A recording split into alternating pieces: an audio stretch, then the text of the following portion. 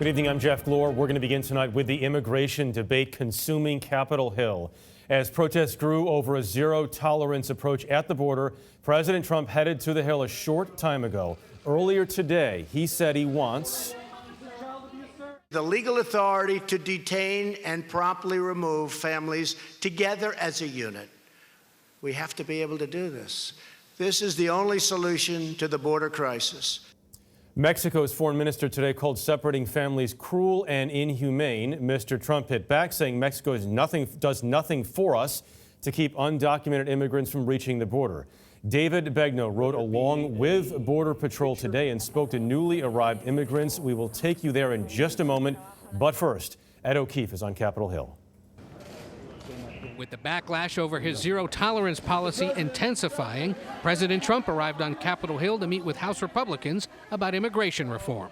The system has been broken for many years, the immigration system. It's been a really bad system, probably the worst anywhere in the world. We're going to try and see if we can fix it. Speaking to small business owners earlier, the president made clear he isn't budging on his decision to separate adults who enter the country illegally from their children. We want a country with heart. But when people come up, they have to know they can't get in. Otherwise, it's never going to stop. But even some of the president's biggest Republican supporters said they disagree with his policy. I think he's wrong in this particular area today. Utah Republican Orrin Hatch and other senators wrote the Trump administration to pause the separation of immigrant families while Congress works out a solution.